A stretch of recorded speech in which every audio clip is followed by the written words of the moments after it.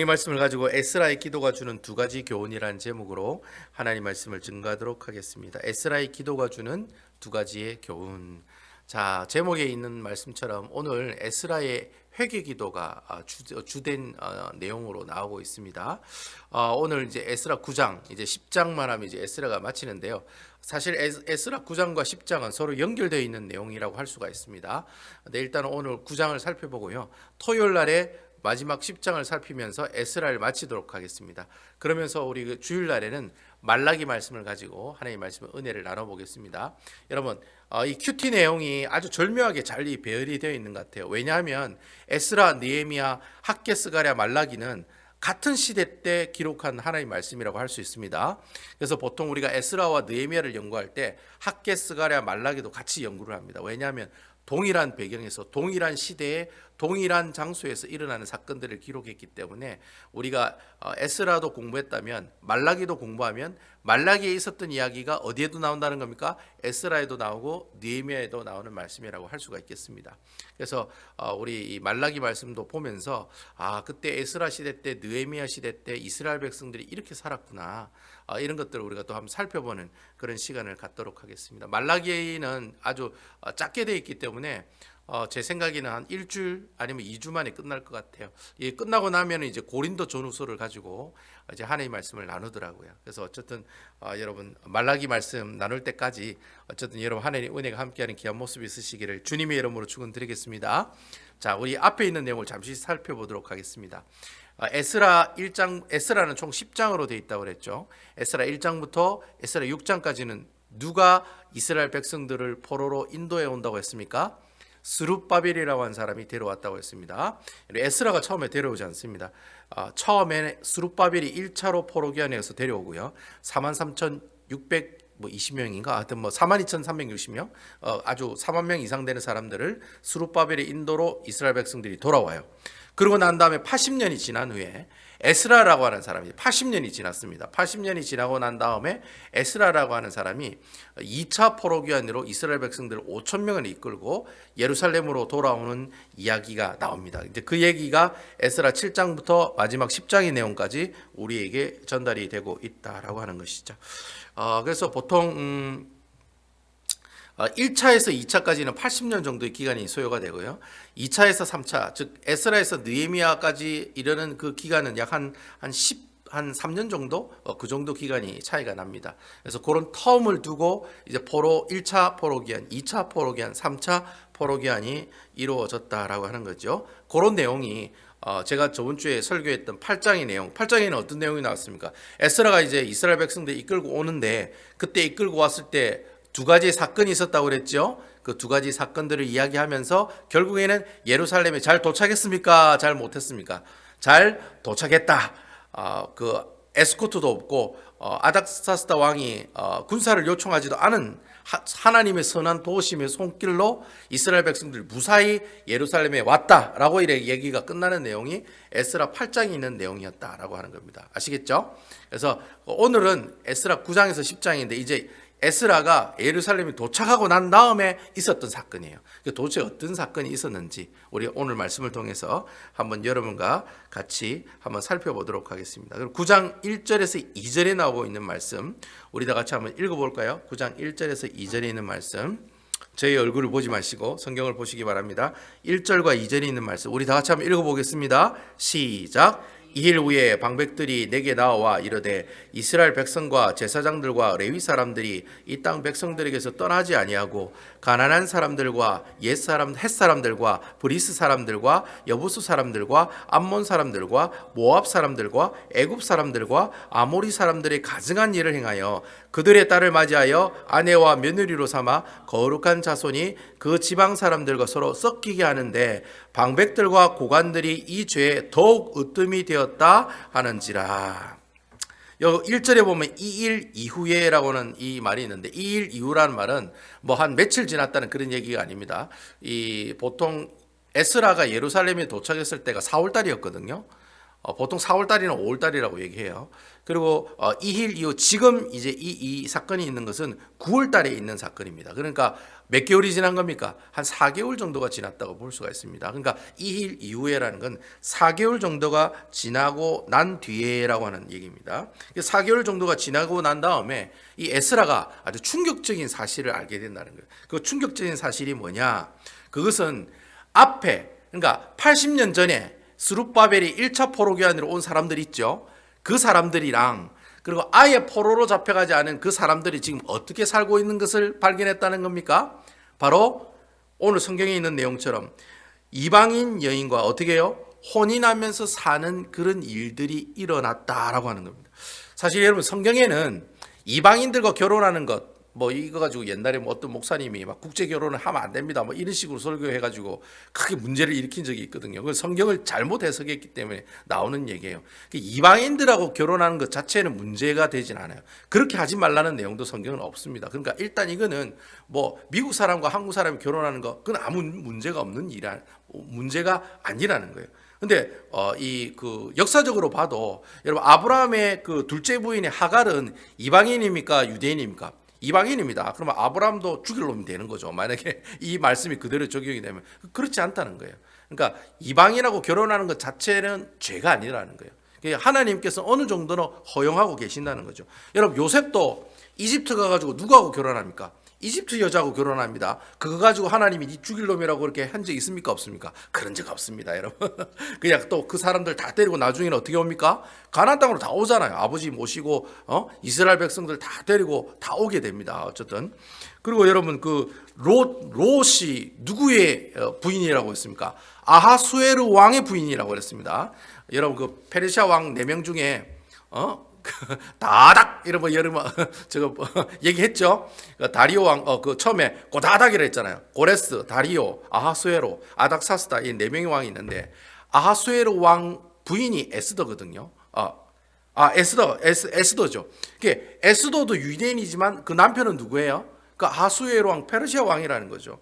그리고 뭐 어쨌든 뭐 그런 것도 있고 여러분 모세 부인도 십보라인데 십보라가 유대인 여자예요, 유대인 여자가 아니에요? 아닙니다. 유대인 여자가 아닙니다. 그 이방인입니다. 그러니까 모세도 이방 여인과 같이 결혼한 모습들이 있었다는 거예요. 그러니까 성경에는 어떤 그 나하고 인종이 다른 사람하고 결혼하는 것에 대해서 하나님께서 뭐 반대를 하신다든가 뭐 그거에 대해서 정죄한다거나 그런 말씀은 없어요. 그런데 하나님께서 유독 이 지역에 사는 사람들하고는 결혼하는 건 안 된다라고 명령하신 내용이 나와요. 그게 이제 출애굽기 34장 11절에서 16절 말씀이나 신명기 7장 1절에서 4절에 보면 어느 지역에 살고 있는 사람하고는 결혼하지 말라고 했습니까? 가나안 지역에 살고 있는 사람하고는 절대로 결혼하지 말라고 그랬습니다. 그래서 그 말씀만 있어요. 하여튼 가나안 지역에 살고 있는 이방인 여인들하고는 절대 결혼하지 말라. 왜 그러냐? 이 가나안 땅은 그 당시 이스라엘 백성들이 있을 때 이 가나안 땅에는 그러니까 이스라엘 백성들이 출애굽하기 전에 이 가나안 땅은 우상 숭배의 백화점이라고 할 수 있습니다. 우상의 백화점. 그러니까 별의별 우상들이 다 모여 있는 곳이 어디예요? 가나안 땅이었다는 거예요. 그러니까 하나님께서 애초에 그냥 이스라엘 백성들이 출애굽할 때 단디 얘기했단 말이에요. 뭐라고 얘기했냐면 너희들 절대로 가나안 땅에 가면 그쪽에 있는 사람하고 절대 결혼하면 안 된다. 왜냐? 이방인이기 때문에 결혼하지 말라는 게 아니라 그 이방인들이 가지고 있는 누구예요? 우상들 때문에 그렇다는 거예요. 여러분 이스라엘 백성들은 북의 사회가 아니고 목의 사회입니다. 그러니까 어머니 혈통이 되게 중요해요. 이거는 이제 우리나라하고 좀 틀려요. 우리나라는 무슨 혈통입니까? 아버지 혈통으로 나가잖아요. 근데 이스라엘 백성들은 어머니 혈통이 굉장히 중요해요. 그래서 어머니가 유대인이고 아버지가 이방인이면 자기가 낳은 그 아들은 유대인이라고 얘기할 수 있어요, 없어요? 얘기할 수 있어요. 아시겠습니까? 그래서 여러분 사도 바울 선생이 엄마가 유대인이잖아요. 근데 아버지는 누구예요? 아버지는 이방인이었다는 거죠. 디모데가 그렇죠. 디모데가. 아이고 죄송합니다. 제가 디모데가 그러네. 디모데가. 엄마는 유대인인데 아버지는 이방인. 그래서 제가 혼혈인이라고 얘기했죠. 디모데가 유대인이냐 유대인이 아니에요. 유대인입니다. 왜냐하면 목의 사회의 혈통을 따라가기 때문에 일단 어머니가 유대인이면 그 자식은 유대인이 될 수 있다는 거예요. 그래서 그러니까 여러분 만약에 여자를 데리고 오면은 그 여자가 그냥 올 때 그냥 오는 게 아니라는 거예요. 뭘 들고 옵니까? 이게 또 사투리가 나오는데 온갖 온갖 우상을 어떻게 해요? 다 끌고 들어온다는 거예요. 결국은 이스라엘 백성들이 결혼 때문에 망하는 것이 아니라 뭐 때문에 망합니까? 종교 때문에 망한다는 거예요. 우상 때문에 망한다는 거예요. 그래서 여러분, 자 보세요. 그 가나안 사람들이 와가지고 결혼해요. 그러면 아버지는 하나님을 믿어요. 근데 엄마는 누구를 믿어요? 그 우상을 믿는 거예요. 그럼 결국에는 그 집안에는 뭐가 어떤 신앙이 만들어집니까? 제가 한번 여러분들에게 말씀드렸는데 어려운 말이지만 혼합주의 신앙이 만들어진다는 거예요. 여러분, 남유다가 어떻게 망했습니까? 혼합주의 신앙 때문에 망했다. 북이스라엘이 어떻게 망했습니까? 혼합주의 신앙 때문에 망한 거예요. 그러니까 이스라엘 백성들이 유대인끼리 결혼해서 자신의 신앙의 정통성을 지켜나가야 되는데 그러지 않고 이방 사람들과 같이 어울리고 같이 결혼하면서 자녀들이 어떻게 해요? 하나님도 믿고 또 누구도 믿어요? 엄마가 있는 우상도 섬긴다는 거예요. 그러니까 짬뽕 신앙이 된다는 거예요. 양다리 걸치는 신앙이 됐다는 거예요. 교회 오면 교회 사람, 밖에 가면 회사 가면 회사 사람, 밖에 가면 밖에 사람, 그런 이중적인 신앙생활을 하는 혼합주의 신앙을 가지고 살았다는 거예요. 그러니까 하나님이 제일 싫어하는 게 무슨 신앙이에요? 하나님도 믿고 머니도 사랑하고, 이걸 하나님 제일 싫어해요. 여러분, 하나님은 하나님도 사랑하고 돈도 사랑하는 걸 제일 싫어해요. 하나님은 돈보다 누구를 더 사랑해야 돼요? 하나님을 더 사랑하는 그 모습을 원하신다는 거예요. 그러니까 하나님께서 제일 싫어하는 그 일들을 지금 누가 하고 있어요? 이미 80년 전에 온 이스라엘 백성들이 그 행동을 하고 좀 속된 말로 그 짓을 하고 살고 있었다는 거예요.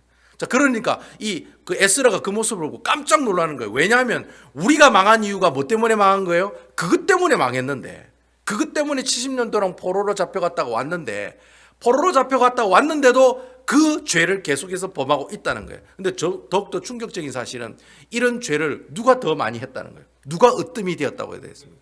예? 고관과 방백은 지도자들이거든. 지도자들. 그러니까 목사들이 더 그렇게 했다는 거예요.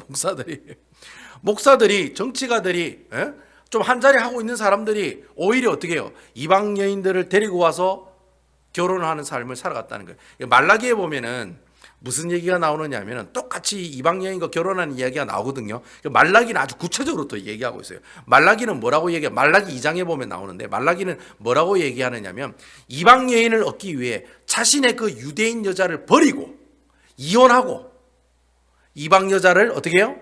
결혼해서 살아가는 그런 일들이 흔하게 있었더라 라고 말라기 2장에 보면 나온다는 거예요. 그러니까 단순하게 그냥 가나안 여인하고 그냥 결혼하는 그런 문제가 아니라 어떻게 해요? 잘 살고 있는 유대인 여자를 어떻게 해요? 내쫓아버리고 이방인 여인을 자기 부인으로 맞이하는 그런 일들을 이스라엘 백성들이 어떻게 해요? 아주 자연스럽게, 자기가 죄 짓는 거라고 모르고 어떻게 해요? 자연스럽게 그 일들을 누가 하더라? 오히려 고관들과 방백들과 지도자가 될 사람들이 그런 행동들을 다 하더라는 거예요. 그럼 그 밑에 있는 뭐 좀 이렇게 따라가는 사람들, 평민들은 다 그거 따라 하겠어요? 안 하겠어요? 다 하죠. 목사도 하는데 뭐 나도 뭐 죄 짓는데 뭐 목사도 하는데 뭐 나도 내가 하는 게 뭐가 죄냐고 그렇게 얘기한다는 거예요. 그런 삶을 살아갔던 시대가 바로 지금 이 시대였고, 그 상황들을 누가 알게 되었다는 거예요? 에스라가 그러한 상황들을 알게 되었다라고 하는 거예요. 그래서 여러분, 그 1절 후반부에 보면은 이방 여인과 결혼하는 것을 뭐라고 표현하고 있어요? 에스라가 뭐라고 표현하고 있습니까? 어떤 일이다? 1절 후반부에 보세요. 여러분, 제 얼굴을 보지 말고 1절 마지막 부분에 보면은 무슨 일이다? 가증한 일이다, 그렇게 얘기하고 있어요. 여러분, 가증하다는 이 표현을 구약 성경에 어떨 때 쓰느냐 하면 이스라엘 백성들이 뭐 할 때? 우상을 숭배할 때, 그때 그걸 가증한 일이라고 얘기해요. 여러분, 그 가증하다는 말은 음란하다는 말이라고 똑같은 말이거든요. 그러니까 우상 숭배도 음란한 행위잖아요. 하나님 섬기지 않고 다른 신을 섬기기 때문에 그 음란한 행위로 보거든요. 그래서 그걸 가증하다고 얘기하고, 또 성경에 보면 동성애하는 사람들, 이 가증하다는 말을 표현을 써요. 그리고 성적으로 범죄를 일으키는 사람들, 그러니까 성적으로 정상적인 그 어떤 결혼 생활을 하지 않고 비정상적인 어떤 그런 관계를 가지고 있는 사람들, 이런 사람들을 가증한 사람들이다, 가증한 일을 한다라고 표현을 할 때 이 표현을 사용한다라고 하는 거예요. 결국 여러분, 이렇게 가나안 여인과 결혼하는 것을 가증하다라고 표현하고 있는 것은 이방 여인 자체와 결혼하는 것이 문제가 아니라 뭐가 문제라는 거예요? 그 이방 여인들을 통해서 오는 그 우상을 가지고 우상을 섬기는 그 일이 가장 큰 문제다라는 거예요. 그래서 에스라가 그 사실을 보고 이 충청도 사투리로 뭐라면 기약을 했다고 그러는 깜짝 놀랐다는 거예요. 어느 세상에 우리가 저것 때문에 망했는데 저 사람들이 그것도 모르고 계속 그 일을 아주 서슴지 않고 자기가 죄를 지었다고 생각하지 않고 그렇게 어떻게 해요? 이방인 여인들과 같이 결혼하는 그런 자연스러운 모습들을 우리에게 보여주고 있다라고. 그래서 그 에스라가 뭐라고 얘기하냐면 이스라엘 백성들, 즉 자기를 따르는 이스라엘 백성들을 뭐라고 표현하냐면은 2절에 보면은 거룩한 자손이라고 표현하고 있어요. 여러분 거룩한 자손이라는 표현 나와요, 안 나와요? 나온다라는 거예요. 거룩한 자손이라는 것은 오직 하나님만 사랑하고 하나님을 섬기는 그 자손들을 뭐라고 얘기합니까? 거룩한 자손이다라고 이야기하고 있다는 거예요. 그러니까 에스라가 이방 여인을 자기 부인으로 들여서 살아가는 그 사람들을 향해서 우상을 섬기는 가증한 사람들이라고 이야기하고 있는 반면에 그걸 어떻게 해요? 그러한 일을 하지 않고 꿋꿋하게 하나님의 말씀을 지키고 살아가는 그 사람을 뭐라고 표현해요? 바로 거룩한 사람이다, 거룩한 자손들이다라고 우리에게 이야기하고 있다라고 하는 거예요. 이렇게 너무나도 충격적인 사실을 에스라가 알게 된 거예요. 얼마나 기가 막히겠어요. 그것 때문에 망했는데, 그것 때문에 70년 동안 포로로 갔다가 우리가 돌아왔는데, 그것 때문에 다 망했는데 오히려 그 행동들을 누가 하고 있는 거예요? 포로기한 갔다가 온 사람들이 또 포로로 잡혀가지 않았던 아예 그냥 이스라엘 땅에 살고 있었던 사람들이 그 행동들을 하고 있더라는 거예요. 그러니까 이 에스라가 어떤 반응을 보입니까? 이거 3절에서 5절에 보면은, 여러분 우리 3절에서 5절에 있는 말씀 한번 읽어볼까요? 에스라가 그 참 비참한 상황들을 알게 되면서 뭐라고 반응을 하느냐? 3절에서 5절에 있는 말씀 우리 한번 읽어볼게요. 시작. 내가 이 일을 듣고 속옷과 겉옷을 찢고 머리털과 수염을 뜯으며 기가 막혀 앉아 있으니 이에 이스라엘 하나님의 말씀으로 말미암아 떠는 자가 사로잡혔던 이 사람들의 죄 때문에 다 내게로 모여오더라. 내가 저녁 제사 드릴 때까지 기가 막혀 앉았더니 저녁 제사를 드릴 때 내가 근심 중에 일어나서 속옷과 겉옷을 찢은 채 무릎을 꿇고 하나님 여호와를 향하여 손을 들고. 자, 보통 여러분 머리털과 수염을 뜯고 속옷 겉옷 찢는 이 행위들은요, 아주 내가 비통한 상태, 아주 그 슬픔이 아주 최고조로 이르렀을 때, 여러분 이 표현 말고도 어떤 표현도 있습니까? 죄를 머리 위에 뿌린 뭐 이런 표현도 있었죠. 그러니까 내가 죄를 머리 위에 뿌리고 겉옷을 찢고 죄를 머리 위에 뿌리고 그런 표현도 있습니다. 어쨌든 여러분 오늘 이 에스라는 보통 겉옷만 찢거든요. 근데 에스라는 독특하게 뭐도 찢어요? 팬티도 막 그냥 찢어버리네요. 하여튼간에 막 속옷도 다 찢어버리고 모든 걸 다 찢어버리는 게, 원래는 겉옷만 찢었다고 얘기를 하는데 얼마나 애통하고 얼마나 비통했으면 심지어 자기가 입고 있는 건 일단 다 찢어진 것 같아요. 겉옷도 찢고 속옷도 찢고 수염도 찢어버리고 뭐 머리털은 나와 있습니까? 어쨌든 머리털도 나와 있네. 머리털도 막 주 뜯고, 그러니까 자기가 표현하는 최고의 슬픔의 모습들을 어떻게 해요? 표현하면서 이렇게 우리에게 이런 아주 충격을 받았다는 거죠. 완전히 이 상태를 뭐라고 얘기합니까? 요즘 말로 두 자로 뭐라고 얘기합니까? 멘붕 왔다고 그러잖아요. 멘붕이 온 거예요. 하여튼간에 세상에 우리가 그 죄 때문에, 그 죄 때문에, 그 혼합주의 신앙 때문에 망했는데 걔네들이 또 그 행동을 하고 있다는 거예요. 그러니까 에스라가 볼 때는 야, 이거 이제 우리 죽었구나 싶은 거예요. 이제 우리는 끝났다. 예? 그러니까 기가 막힌 거예요. 이거 우리는 앞으로 다 죽었구나, 이렇게 생각한 거예요, 에스라는. 왜냐하면 그것 때문에 우리가 망했는데 하나님께서 우리를 이렇게 어느 정도 소생시켜 주시려고 이렇게 바벨론 포로 기간을 어떻게 70년이 지난 다음에 정확하게 우리가 다시 왔는데도 불구하고 그 죄를 어떻게 해요?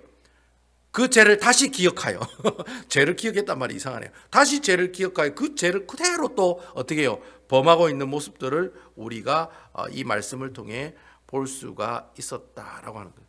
제가 이 말씀을 보면서 좀 인상 깊었던 구절이 어디 구절이냐면 4절에 나오는 구절입니다. 4절. 우리 여러분 4절에 있는 말씀 다 같이 다시 한번 읽어보겠습니다. 4절에 있는 말씀 다 같이 읽겠습니다. 시작. 이에 이스라엘 하나님의 말씀으로 말미암아 떠는 자가 사로잡혔던 이 사람들의 죄 때문에 다 내게로 모여오더라. 내가 저녁 제사 드릴 때까지 기가 막혀 앉았더니. 여기 오늘 보면은 어떤 표현이 있냐면은 이스라엘의 하나님의 말씀으로 말미암아 떠는 자라고 하는 표현이 있어요. 그러니까 쉽게 설명하면 하나님 말씀을 들으면 그 말씀을 어떻게 하는 사람이라는 거예요. 그 말씀을 듣고 떠는 사람들이 있었다는 거예요. 그게 어떤 사람들이에요? 지금 막 에스라와 함께 어떻게 해요? 포로 귀환한 사람들, 다시 말하면 이렇게 우상을 숭배하는 죄를 보면서 비통해하고 또 에스라처럼 참으로 가슴 아픈 그런 심정을 똑같이 가지고 있는 그 사람들을 일컬어서 이스라엘 하나님의 말씀으로 말미암아 어떠한 사람이다? 떠는 사람들이다라고 이렇게 이야기하고 있다는 거예요. 그러니까 에스라가 비통한 마음을 가지고 속옷과 겉옷을 찢고 머리털과 수염을 찢고 하나님 앞에 무릎 꿇어 어떻게 해요? 손을 들며 기도할 때 그 모습을 보고 모이는 사람들이 있었다는 거예요. 그 사람들이 어떤 사람들이라는 거예요? 이스라엘의 하나님의 말씀으로 말미암아 뭐 하는 사람? 떠는 사람들이라는 거예요. 그러니까 하나님의 말씀을 보면 그 말씀을 들었을 때 하나님 앞에 경외하며 나가는 그 사람, 바로 그런 사람들이 있었다는 거예요. 근데 그 사람들이 그 에스라의 비통함의 모습들에게 어떻게 해요? 같이 동참하는 모습들이 있었다라고 하는 것이죠. 제가 이 말씀을 보면서 그런 생각이 들더라고요. 에스라와 함께 포로 귀환 온 사람들이 몇 명이라고 했습니까? 한 5천 명이 된다고 그랬죠. 5천 명이 되는 그 사람들은 그냥 가고 싶어서 고향 땅에 온 사람들이 아니다라는 거예요. 적어도 이 사람들은 아무 생각 없이 1200km가 되는 거리를 자신의 목숨을 걸고 온 사람들이 아니라는 거예요. 그냥 개념 없이 야 우리 갑시다 해가지고 그래 고향 가면 좋겠다 하고 그냥 개념 없이 따라온 사람들이 아니라는 거예요. 그럼 이 5천 명 사람들은 어떤 사람이라는 겁니까? 두 가지 생각을 가지고 있는 사람이에요. 첫 번째는 그들이 포로로 70년 동안 살았지만은 적어도 하나님 말씀은 잊어버린 사람들이에요? 아니면 하나님 말씀을 그래도 읽고 알고 있는 사람들이에요? 하나님 말씀을 알고 있는 사람이라는 거예요. 이게 참 중요하다는 거예요. 그러니까 에스라하고 같이 온 5천 명들은 그냥 개념 없이 온 사람들이 아니라 적어도 70년 동안 하나님의 말씀을 누군가에게로부터 듣고 누군가에게로 가르침을 받고 그 하나님의 말씀을 알고 있는 사람들이 어떻게 해요? 바벨론을 떠나서 예루살렘으로 그 먼 거리를 목숨 걸고 올 수가 있었다는 거예요. 그리고 두 번째는 어떤 생각을 가지고 있는 사람이냐면은 하나님 말씀에 보면 분명히 70년이 지난 다음에 이스라엘 백성들이 돌아온다고 하나님께서 성경을 통해 약속하셨어요? 안 하셨어요? 성경을 약속하셨다는 거예요. 그 예레미야의 말씀을 통해서 70년이 지난 다음에 분명히 돌아온다고 얘기하셨거든요. 근데 그 예레미야가 적은 그 글을 포로로 잡혀가고 있었던 그 사람들 그 말씀을 읽었을까요? 안 읽었을까요? 읽었다는 거예요. 그 예레미야서는 포로로 잡혀간 사람들에게 읽으라고 적은 책이거든요. 분명히 예레미야가 적은 글들을 읽었을 거라고요. 예레미야 선지자가 지은 책을 보니까 우리는 분명히 70년이 지난 다음에 다시 예루살렘으로 돌아간다 가더라. 그 약속의 말씀을 이 사람들이 알고 있어요? 없어요? 알고 있고 그 약속의 말씀을 신뢰하고 믿어갔던 사람들이에요? 안 믿은 사람들? 그 약속을 믿고 의지하고 있었던 사람들이라는 거예요. 그러니까 여러분 결국에는 이 에스라가 비통해하고 막 이렇게 에스라 혼자 이렇게 하나님 앞에 슬픔의 모습들을 표현할 때 그 슬픔의 모습에 동참했던 그 사람들은 적어도 이 두 가지 생각을 가지고 있는 사람들이라는 거예요. 적어도 하나님 말씀을 잘 알고 있는 사람들이요. 두 번째는 뭐예요? 하나님의 약속을 믿고 신뢰하는 사람들이었다는 거예요. 그 사람들이 에스라가 혼자 그렇게 하나님 앞에 통회하며 하나님께 손을 들고 속옷과 겉옷을 찢어 머리털과 수염을 찢고 주님께 기도할 때 같이 포로 귀환했던 그 이스라엘 백성들이 에스라와 함께 어떻게 해요? 애통해하며 회개 기도하는데 동참했을까요? 안 했을까요? 동참을 했다는 거예요. 이게 중요하다는 거예요. 그러니까 제가 오늘 이 말씀을 보면서 하나님 말씀이 진짜 중요하다. 하나님 말씀은 정말 중요하다. 여러분 포로로 70년 동안 있으면서 나는 하나님 말씀 전혀 들어본 적도 없고 하나님 말씀이 어떻다는 거 아무것도 모른다고 하는 사람들이 예루살렘으로 갔겠어요? 아니면 적어도 하나님 말씀을 알고 믿는 사람이 예루살렘으로 갔겠어요? 하나님 말씀을 적어도 알고 있는 사람, 하나님의 약속을 기억하고 그 약속을 신뢰하고 믿고 있는 그 사람, 바로 그 사람들이 어떻게 해요? 1200km, 1500km라 되는 그 거리를 목숨 걸고 에스라와 함께 어떻게 해요? 예루살렘으로 간 사람들이라는 거예요. 그 사람들이 지금 어떻게 해요? 하나님의 말씀을 가지고 에스라와 함께 그 회개 기도하는데 동참하는 모습들을 오늘 우리 말씀을 통해 보게 된다라는 겁니다. 그러니까 여러분 하나님의 말씀을 모르면 하나님의 말씀 속에 있는 뭘 몰라요? 하나님의 약속을 모른다는 거예요. 내가 너와 함께 하리라. 내가 너에게 복을 밀어 터지도록 내가 부어주겠다. 네가 어려움 가운데 고난 가운데 있을 때 내가 함께 해주리라. 말씀을 안 보면 그걸 모르는 거예요. 모르니까 어떻게 해요?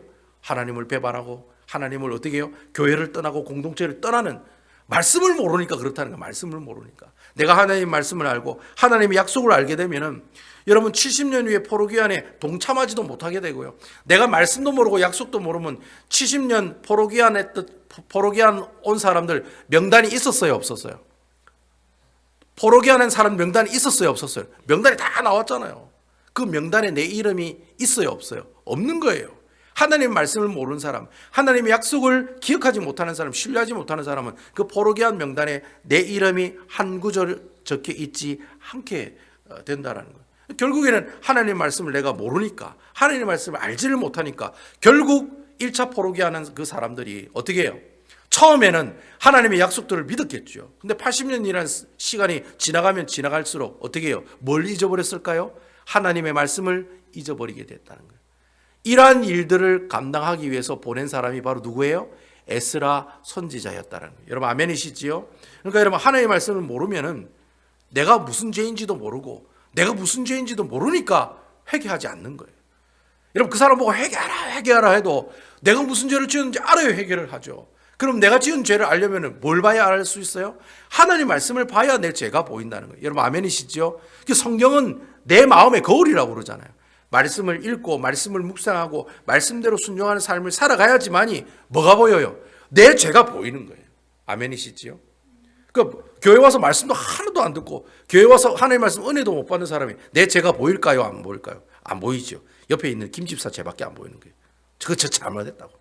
내 죄는 하나도 안 보이고 내 눈에 있는 들보는 하나도 안 보이고 남의 눈에 보이는 티만 보이는 거예요. 그래서 맨날 불평하고 맨날 정죄하고 맨날 어떻게 해요? 불평하는 삶을 살아가게 된다는 거예요. 그렇지만 하나님의 말씀을 알게 되면 어떻게 해요? 내 눈에 있는 이따만한 들보가 있다는 사실을 내가 깨닫게 된다는 거예요. 이게 정말 중요해요. 회개하는 것도 여러분 내 죄가 뭔지를 알아야 회개를 하지요. 그래요, 안 그래요, 여러분? 여러분 애들 막 뭐라 할 때 이거 잘못했지, 이거 잘못했지 하면 애가 뭘 잘못했는지 모르고 그냥 뭐 어떻게 계속 울기만 하잖아요. 근데 요목조목 네 죄가 니를 알렸다. 죄가 무엇인지를 정확하게 얘기를 해줘야 되는 거예요. 그러면 그 아이가 그럼 내 죄가 그 죄입니다 라고 고백할 때 그때 어떻게 해요? 그 아이가 그 죄를 뉘우치고 다시 회개해서 그 죄를 어떻게 해요? 다시는 범치 않도록 그렇게 살아가는 모습들이 우리에게 있을 수 있다라고 하는 거예요. 그래서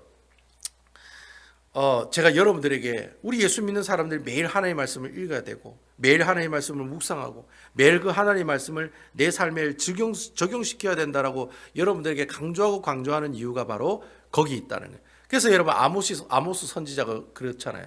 묵시가 없어, 하나님의 묵시가 없어서 망한 성도들이라고 그렇게 얘기를 하잖아요. 하나님의 말씀이 없어서 망한다는 거예요. 하나님의 말씀이 없어서. 하나님의 말씀이 없기 때문에 죄를 짓고 그 죄를 지어도 말씀이 없으니까 그 죄를 가지고 하나님 앞에 회개하는 자리에 나갈 수가 없게 된다는 거예요. 그러니까 여러분 하나님의 말씀을 내가 매일 평소에 읽는 게 중요해요, 안 중요해요? 중요하다는 거예요. 그러니까 여러분 우리가 예수를 믿을 때 당연히 예수 믿는 사람은 하나님의 말씀을 매일 봐야 되지 않습니까? 라고 하는 당연히 우리가 읽어야 된다는 정도의 그런 마음을 가지고 있는 것이 아니라 어떤 마음을 가지고 있어야 되느냐? 내가 예수 믿는 사람들이기 때문에 하나님의 말씀을 안 보면 나는 다 어떻게 된다? 나는 세자로 딴딴딴. 나는 내가 하나님의 말씀을 안 보면 나는 뭐예요? 예, 죽는다는 거예요. 죽는다는 거예요. 나는 죽는다는 거예요. 나는 다이한다는 거예요. 예수쟁이가 하나님 말씀을 모르면 하나님 말씀을 매일 안 보면 하나님 말씀대로 안 살면 죽는다는 거예요. 죽느냐 안 죽느냐 사느냐 죽느냐 그것이 문제예요. 하나님 말씀을 읽고 안 읽고는 그만큼 중요한 모습들이다라고 하는 이런 심정을 가지고 뭘 봐라? 하나님 말씀을 보시라는 거예요. 문 목사가 여러분들을 막 드륵드륵 긁으면서 여러분 카톡 막 매주 날리고 막 기도도 날리고 아우 막 부담스럽고 왜 여러분들을 계속 부담스럽게 하고 왜 여러분들에게 그렇게 강조를 하느냐? 이거 하나 하면 죽기 때문에 이거 하면 돌아가시니까 영적으로 돌아가시기 때문에 그렇게 하지 마시라고 살아가라고 사시라고 내가 이렇게 안 하면 죽기 때문에 중요하니까 어떻게 해요? 매일 목숨 걸고 여러분들에게 하나님 말씀을 전달하고 보내고 있다라고 하는 겁니다. 그러니까 이런 심정을 가지고 여러분들이 어떻게 해요? 매일 하나님 말씀을 바라보는 그런 모습들이 있어야 된다라는 겁니다. 앞으로 여러분 하나님 말씀을 대하실 때 그냥 평범하게 있는 것이 아니라 어떻게 읽어요? 내가 이 말씀 안 읽으면 나는 어떻게 된다? 죽는다. 그런 심정으로 읽으세요. 그런 심정으로. 밥 한 끼 안 드시면 내가 막 밥 오늘 막 한 끼밖에 안 먹었다고 막 그렇게 대성통곡하시는 여러분들이 안 그렇습니까, 여러분? 나는 라면밖에 안 먹어요. 그렇게 대성통곡하시는 분들이 하나님의 말씀을 안 보며 하루에 한 구절이라도 안 보면 아이고 나는 죽습니다라고 생각하지 못하는 사람들이 있다면 여러분 그 내 신앙에 문제가 있지 않겠어요? 그 문제가 있으니까 뭘 짓습니까? 죄를 짓는 거예요. 이스라엘 백성들이 포로기한 갔다가 다시 돌아와서 80년이 지났다고 하나님의 말씀 다 잊어버리고 하나님의 말씀 다 기억하지도 못하고 죄는 짓고 있는데 그 죄가 죄인지도 모르고 살아가는 인생이 바로 지금 이스라엘 백성들이 죄를 짓고 있는 이 모습들과 똑같다라고 하는 것입니다. 저는 여러분들이 오늘 본문에 있는 말씀처럼 하나님의 말씀에 항상 떠는 자가 되기를 주님의 이름으로 축원드립니다. 말씀을 보면 무서워할 줄 알아야 돼요, 여러분. 말씀을 보면 그 옛날에 우리 어르신들이 그렇잖아요. 이거 안 하면 죽는다고 그런 얘기 많이 하시잖아요. 강대상 올라오면 죽는다. 11조 안 하면 돈 띵감으면 죽는다. 이러면 주일 빠지면 죽는다. 저는 그런 얘기를 너무 많이 들었어요, 어릴 때. 우리 주일학교 선생님이 강대상 올라가면 죽는다. 그래서 제가 강대상을 초등학교 때는 절대 못 올라갔어요. 죽는다고 하니까. 그래가지고 중학교 때 올라가니까 안 죽더라고요. 그래가지고 이거 속았구나 막 이런 적이 있었는데 순진해가지고 제가 그만큼 하나님 말씀을 전달되는 그만큼 어떻게 해요? 경건한 마음으로 하나님 말씀 받으라는 그런 뜻이죠. 그걸 강조하기 위해서 이래하면 죽는다, 저래하면 죽는다, 이래 죽는다는 표현을 많이 썼던 것 같아요. 그래서 저는 여러분들에게 이 죽는다는 표현을 또 쓰고 싶어요. 말씀 안 보면 죽는다. 고로 하나님 말씀 볼 때 어떠한 심정을 가지고 보라? 죽느냐 사느냐 이것이 문제로다. 소크라테스의 심정을 가지고 보라는 거예요. 이거 죽느냐 사느냐 이것이 문제로다. 그런 심정을 가지고 하나님의 말씀을 보면 그 사람이 어떤 사람이에요? 바로 오늘 에스라가 표현하는 것처럼 하나님의 말씀에 항상 어떠하는 사람이다? 두려워하고 떠는 사람이라는 거예요. 말씀에 두려워하는 여러분 되시기를 주님의 이름으로 축원드리겠습니다.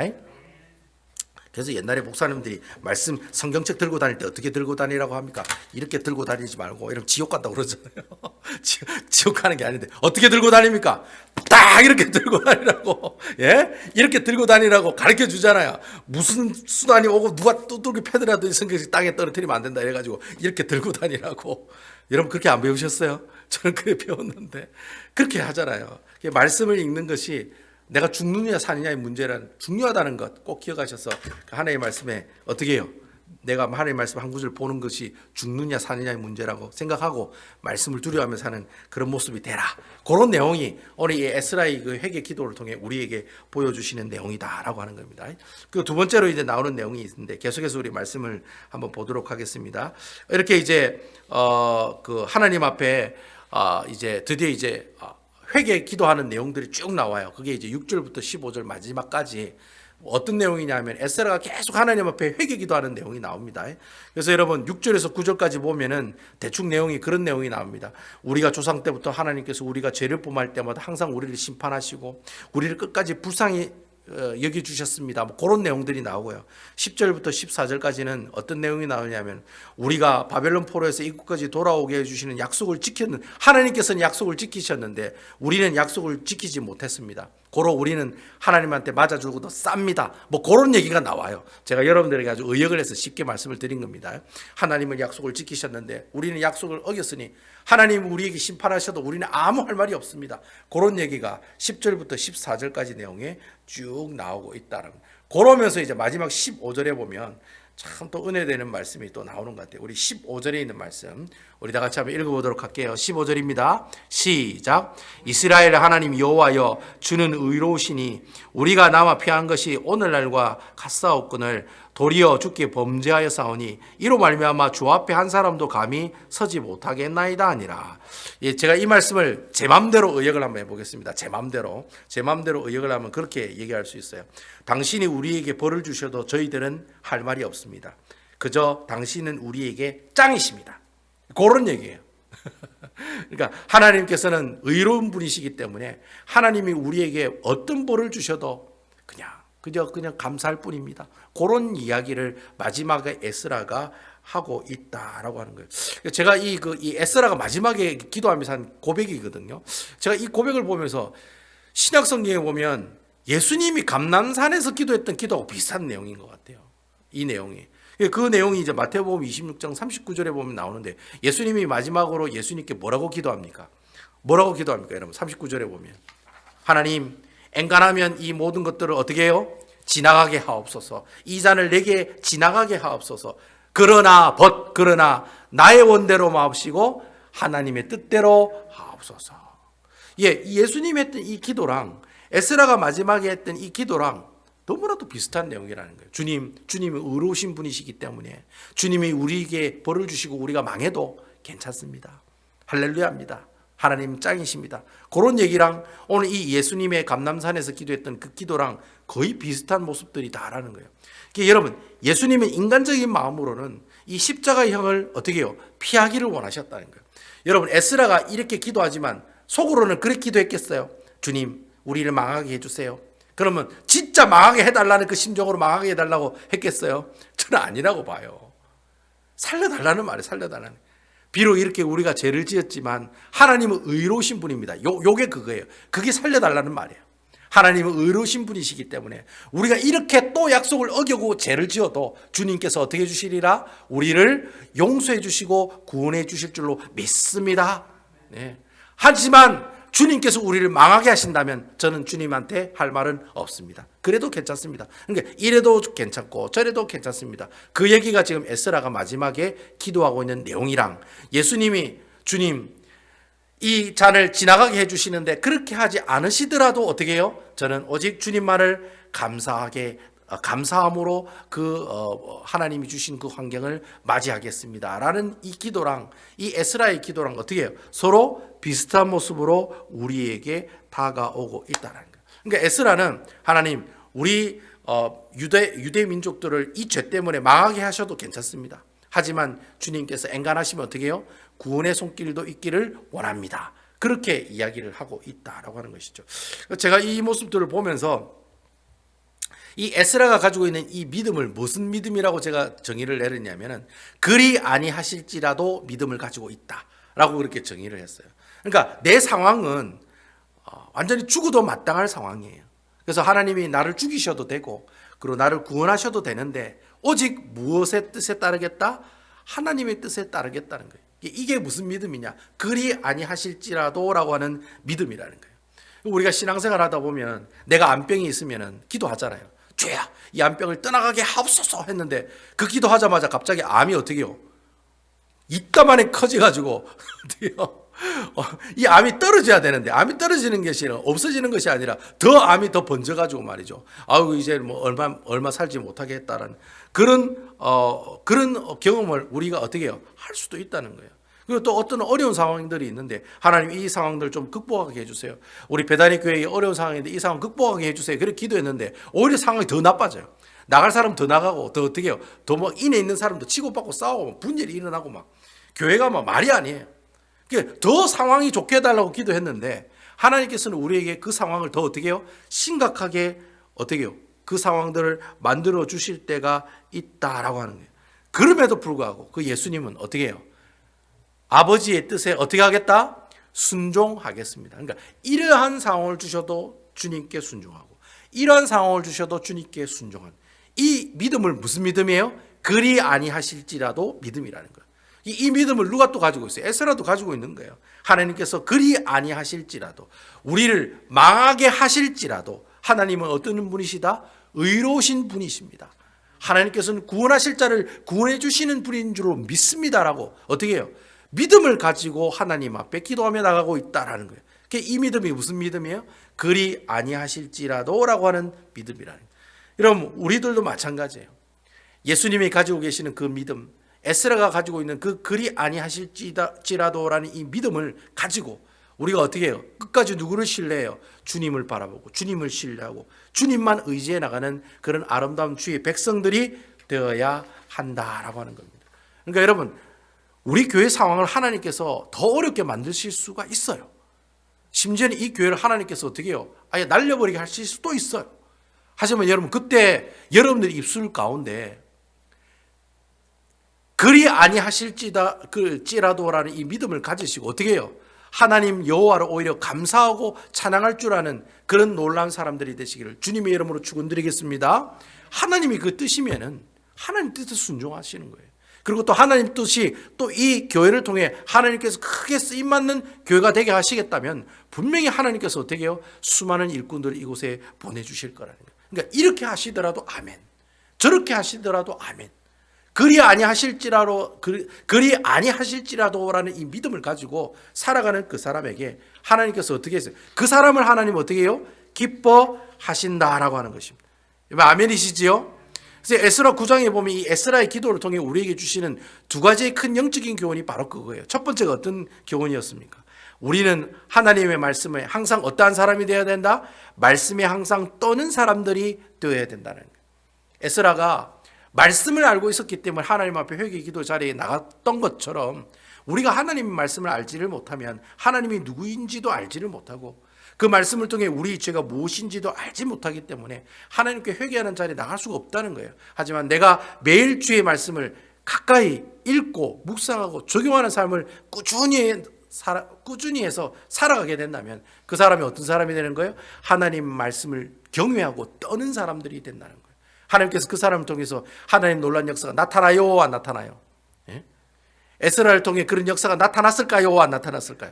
그 얘기가 이제 이번 주 토요일 날 새벽 기도 때 나온다는 거예요. 하나님의 놀라운 역사가 나타나더라는 거예요. 혼자만 나타나는 것이 아니라 그때 같이 함께 했던 그 이스라엘 백성들과 같이 하나님 앞에 회개하고 통성 기도함으로 어떻게 해요? 스스로가 자기들이 취한 그 모든 이방 여인들을 다 어떻게 해요? 다 자신의 고향으로 다시 돌려보내는 이 얘기 이제 토요일 새벽 기도를 통해 말씀을 증거할 건데 하나님의 말씀을 두려워하고 떠는 사람에게 하나님의 말씀에 순종하는 역사가 나타나는 줄 믿으시기 바랍니다. 이게 첫 번째 에스라 기도를 통해 우리에게 주시는 영적인 교훈이고 두 번째 영적인 교훈은 뭡니까? 우리가 어떠한 상황에 오더라도 끝까지 하나님을 믿고 신뢰하는 어떤 믿음? 그리 아니하실지라도라고 하는 믿음을 가지는 삶을 살아가셔야 된다라고 하는 거예요. 여러분 우리가 어떤 상황을 만날 때 우리의 결단은 어떻게 결론을 지어야 되느냐면 내 뜻이 아니라 먼저 누구의 뜻? 하나님의 뜻을 봐야 된다는 거예요. 여러분 신앙생활 하실 때 항상 기억하셔야 돼요. 내 주장, 내 뜻을 먼저 이야기하는 것이 아니라 그게 하나님 뜻인지 하나님께서 기뻐하시는 일인지 먼저 물어봐야 된다는 거예요. 그리고 내 계획이 아니라 먼저 누구의 계획이 나가야 돼요? 하나님의 전적인 하나님께서 세우신 계획으로 선택하며 나가는 사람들이 되어야 된다는 거예요. 일명 그리 아니하실지라도라고 하는 믿음을 가지고 나가는 그 사람, 하나님께서 그런 믿음을 가지고 있는 그 사람에게 하나님께서 어떻게 해요? 그 사람을 통해서 하나님 귀한 사역들을 감당해 나가게 하신다는 거예요. 여러분 아멘이시지요? 저는 여러분들이 그런 믿음을 소유했으면 좋겠습니다. 그리고 여러분들 정말 하나님의 말씀에 두려워 떠는 사람들이 되었으면 좋겠어요. 목숨을 걸고 성경을 보시고 목숨을 걸고 성경 말씀대로 순종하시고 목숨을 거시고 어떻게 해요? 이러한 상황이 저러한 상황이 온다 할지라도 오직 누구만 바라봐요? 믿음의 주요 나를 온전케 하시는 누구를 바라보자? 예수를 바라보자. 예수 그리스도를 바라보는 삶을 살아갈 때 그 사람을 통해 하나님께서 어떤 역사가 일어납니까? 그 이야기는 토요일 날 새벽 기도에 coming soon 기대하시라. 그 말씀들을 나눠보도록 하겠습니다. 아무쪼록 이 두 가지 영적인 교훈들 하나님 말씀에 떠는 사람들이 되고 그리 아니하실지라도라는 이 믿음을 가지고 하나님 앞에 나가는 아름다운 우리 베다니 교회 성도 여러분들 다 되시기를 주님의 이름으로 축원드리겠습니다.